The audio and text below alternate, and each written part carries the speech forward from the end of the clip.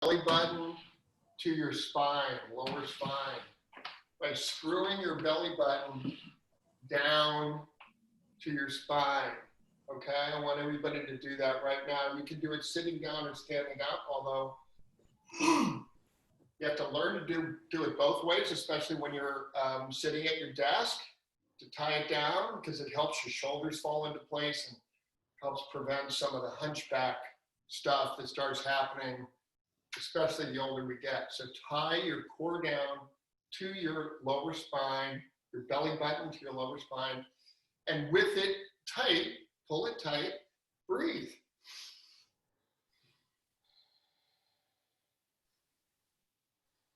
While it's tied down, all right? And then, while we do that, let's do a little bit of movement while we've got it tied down, all right? If you're well balanced, you can just do leg raises without holding on to anything. My balance this time in the morning isn't great. Right leg, left leg, all right? You might have to hang on to something and do it sideways as well to stretch your abductors, which are inside here, which are really important when you're squatting. Left leg. Okay. Keep your core tied down tight. I'm going to be bugging each of you through the workout. I'm going to be watching and coaching you through it. I want you to keep the core tied down, keep your belly button tied down to your lower spine. Keep that core tied down and slap yourself, all right? This is the kind of slapping of yourself that's fun. It's not beating yourself up. As a matter of fact, sometimes when I'm beating myself up emotionally, I'll do this and I feel better, all right? Arm swings. Keep your core tied down tight. Keep your core tied down really tight and keep breathing. Okay, front and back. Front and back. Go. Mike, do you have suggestions for how to keep your core pulled in and still breathe? Because I always find I stop breathing. Practice. I mean, the best way is just to stand still without moving or sit and practice it. It's a mental thing because it's something you're not, you associate that with holding your breath, right? Often. So it's just a matter of practice, really. So do all of you remember what jumping jacks were from middle school or high school? Yeah? Let's do 30 jumping jacks.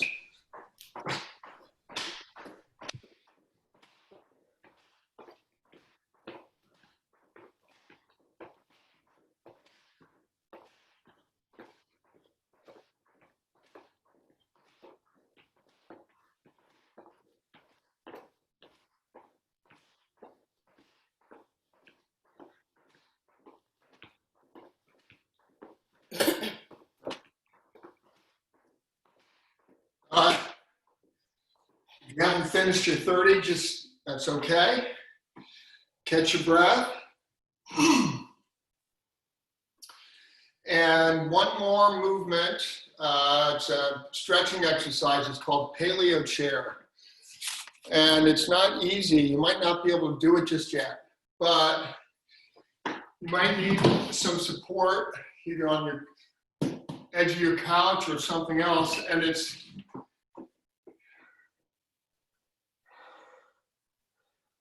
paleo chair, sitting like a Paleolithic person, hopefully below parallel if you can. If you can't do that, use some support to hold on. And even if you can only do it for a few seconds, come back up and stretch out, and then come back down. Paleo chair is going to open up your hips. And because of that, it's going to open up your lower back. It's going to open up your anterior chain, which is extremely important for all sorts of movements. How y'all doing with paleo chair? I cannot see you in this particular view, so talk to me. How y'all doing with paleo chair? All right. Challenge. My heels kind of come off the floor. Is that not good? Say that again? My heels come off the floor. Right. That is going to happen until you begin to loosen up. Your ankles are going to be tight also. Ideally, you're going to be resting on your heels, and it may take some time for that to happen. All right? But this is really a dynamic stretching exercise. You can get, the idea is to extend the time that you can do it. Right now I can probably do it maybe a minute at a time. There was a time when I practiced it when I could do it 5 minutes at a time. Wow. And again, I just can't tell you the benefits to opening up your hips, which unlock a lot of tension in your back. All right, I'm going to demonstrate the movements that are going to be part of the workout. It's going to be as many rounds as possible of 10 air squats, 5 push-ups, and 10 grasshoppers or mountain climbers. And I'm going to just do those right now, and then I'm going to talk you through it and coach you on it a little bit before we actually start the workout. All right? So a full air squat is, I'm going to leave the angle here so you can see me better, you can see my body better. So air squats, below parallel, chest up, chin up, hands up a little bit, or you can keep them in tight if you need to, all right? And if you can't get below parallel now, and you want to just squat from a chair or from your couch, that's fine. Tie your core down. Feet are shoulder width, whether you're standing and doing them, or whether you're sitting and doing them, shoulder width with your feet. Try to stay on your heels or middle foot. You will naturally start going onto your toes because this is a new movement probably for you. And as you get tired during the workout, you might be doing a little bit of that to help yourself up and down. That's okay. Try to remember to keep your core tied down. All right. So, doing them from a couch or chair is a modified way to do it. And you can also up the intensity by adding some weight to your squat. Exhibit A, a cast iron pot, which you can put in a front rack and do your front squats. Turn your air squats into front squats. You can add intensity on top of this by thrusting it up overhead. I'm still getting adjusted to the camera angles here.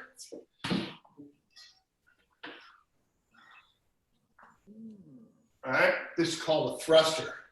It's a variation on an air squat.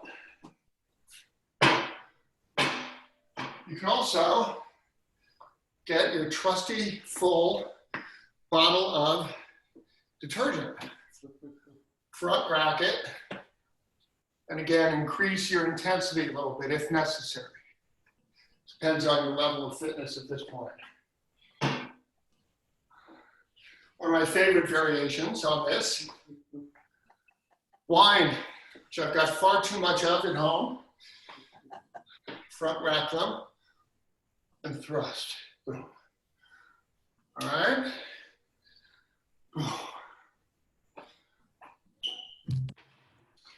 All right, the push-ups, strict push-ups, all push-ups, it's very, very important to keep your hands at your shoulder width, not outside your shoulder. To keep your elbows in as close as you can. I'll do some strict and modified. Modified is on your knees or on the couch.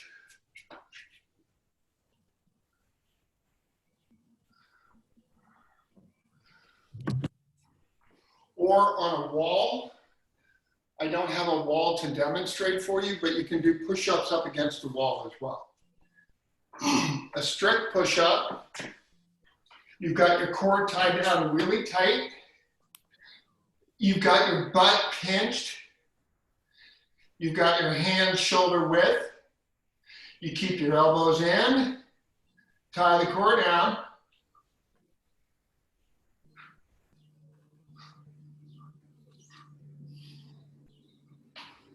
All right.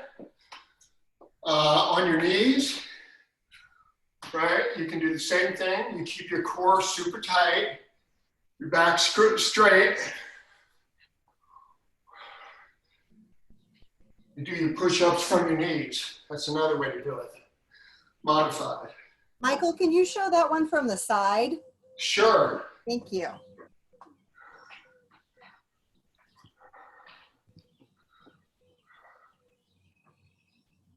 Okay, your back's still straight. You're on your knees.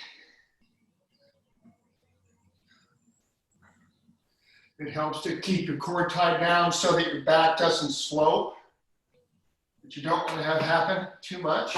Thanks. And if your back does slope, having your core tied down is going to help with the safety of that movement. Grasshoppers or mountain climbers. Have any of you ever heard of a grasshopper movement? Yeah. Nope. No? Nope. How about mountain climbers? Yep. Okay. Grasshoppers, a slightly more intense version of a mountain climber. Mountain climber is you're on all fours. You're on all fours as if you're climbing a mountain, right?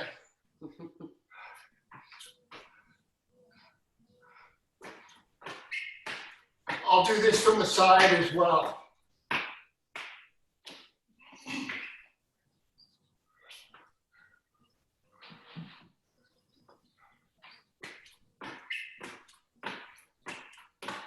All right, that's the most intense way of doing them. You might not be able to do them that quickly. So you might just be going 1, 2, 3, right? That's a way to scale the mountain climber. Grasshoppers are really cool. I'll do them from the side.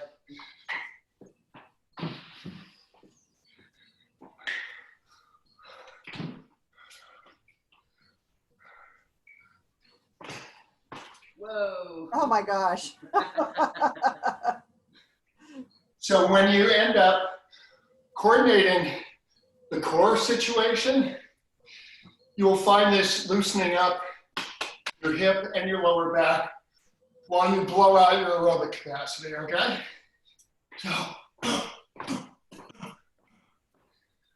So each movement of the leg is 1 rep, right? So 1, 2, 3, 4, 5, 6, 9, 10, all right? So let's talk through the movements before we start the workout. And each of you, I want you to develop, before we start, develop a strategy. Know how you're going to do your air squats. Are you going to do them from the couch? Are you going to do them from the chair? Are you going to do them standing up? You're going to do them assisted. Just make it, make a decision. The workout may sound or look Not that bad. I don't know what it looks like to you all, but make decisions on these movements that are going to allow you to do this for 10 to 15 minutes, depending on how much time you have left. All right? So let's talk through that. Talk to me. Do you have any questions about what your strategy is going to be and how you're going to do each movement? I had a question about doing push-ups from the wall. Do you want to be sort of higher up and closer to the wall or further away?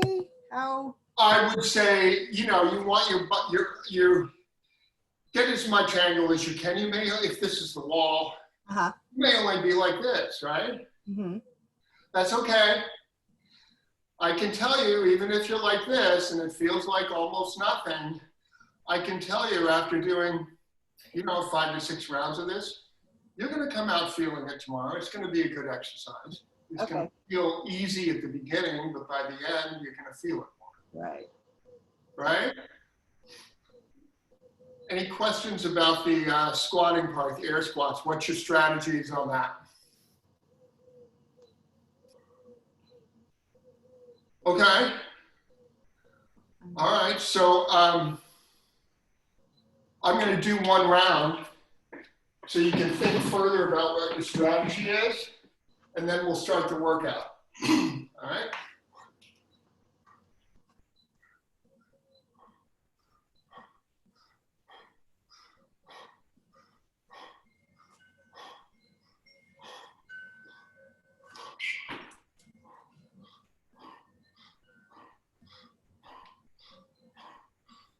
Oh, did my push-ups. I'm already down here. 10 grasshoppers.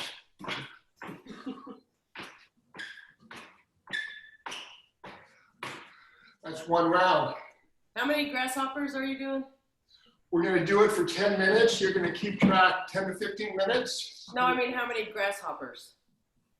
10. Okay. 10, yeah. So with the time that we've got, we're going to do this for 10 minutes. It's going to be fine. 10 minutes will be a great workout. You're going to have to rest as needed, right? As you go along. And I would encourage you, when you're doing rest time, obviously to breathe through it, but to count through it like, okay, 1001, 1002, 1003, 1004, 1005, and then hit it again. All right, you will have to rest through this depending on your level of aerobic capacity now. So no judgment, just do what you can, have a good time with it. Is it 10 squats? 10 squats, 5 push-ups, 10 grasshoppers or mountain climbers. Other questions? Do you want me to stop the recording now that you've kind of shown everybody everything? Sure, Okay. sure.